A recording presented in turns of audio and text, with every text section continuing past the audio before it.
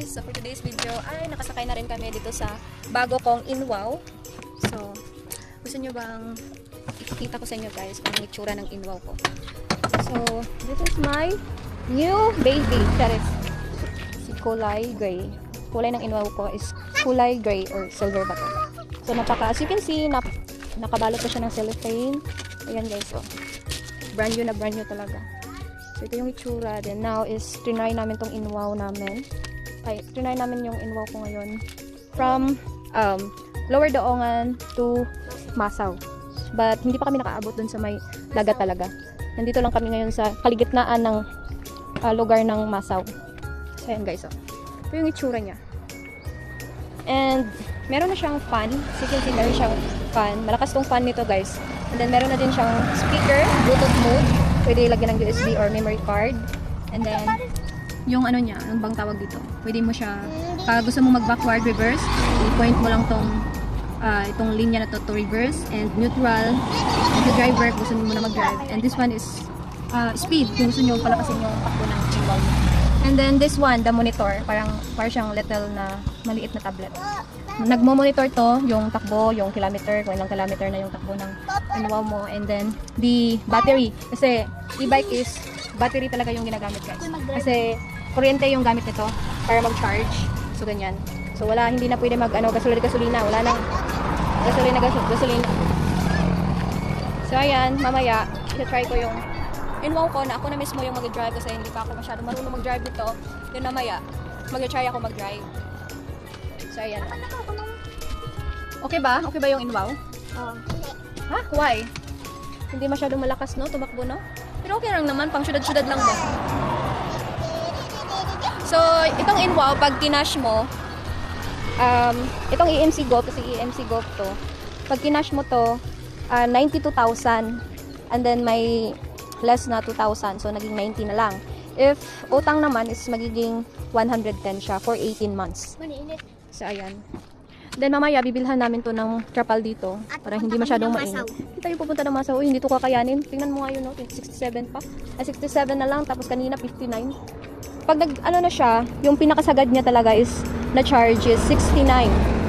So, pwede mo na siyang gamitin. And then, pag once na bumaba na siya to 58 o 57, that's the time na you need to charge the Inwow. So, ganyan. Hindi kakayanin lagi ng Inwow pag pupunta tayo ng kuan kasi kahapon ginamit na nila to.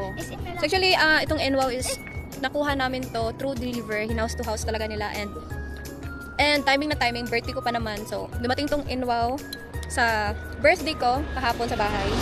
Birthday ko, na-receive ko tong Inwow. So ayan, thank you so much Daddy, Patty for your for your patience, no, sa pagbagut-but ko every time na sinasabi ko na ang init magmotor kasi guys, nagmo-motor kasi ako every time na hinahatid ko tong mga anak ko sa school. And then every time na maglakad ako, mall, kahit saan, talagang nagmo-motor talaga ako. At sobrang napakainit, napakahagard. At buti na lang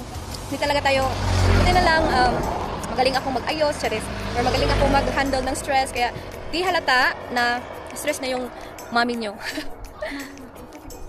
So kanina napagkamalan pa kami na sanay naman ako guys na sinasabihan na mukhang bata, mukhang 18 years old or 20 years old or 23 years old. Sanay na ako niyan. Pero kanina talaga guys, tinanong pa tong dalawang anak ko kung totoo bang nanay nila ako. Kasi sabi nila, magkakapatid ba kayong tatlo? Sabi na yung babae.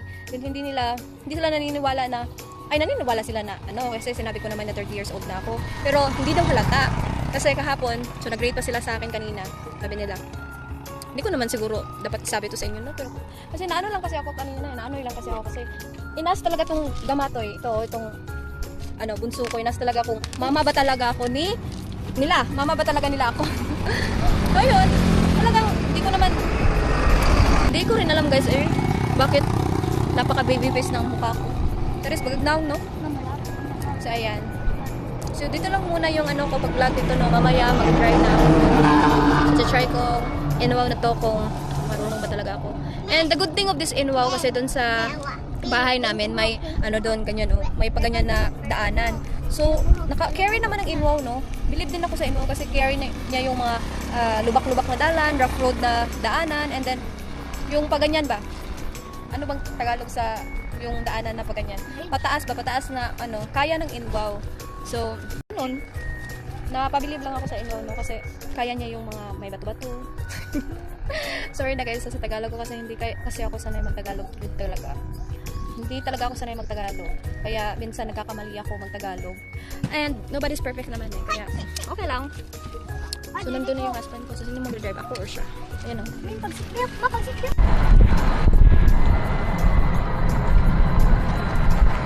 ayan nga guys. Sumandar na yung Inwaw.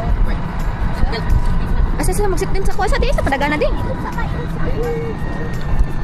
Mag-seatbelt sa mo, uy. Yupsa.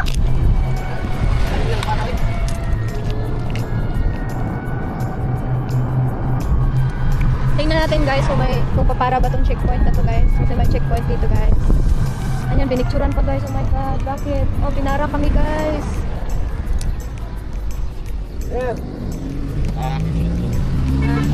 Okay lang daw. Kung ligtas ang may alam, charis. Basta naka-enwaw kayo, hindi kayo dadakpin. Ay.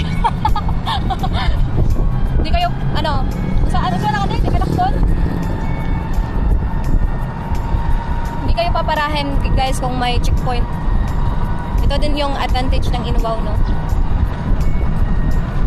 Pwede na hindi mag-helmet. Napaka-free ng buhay. Pero, mag-charge ka talaga pag naluban.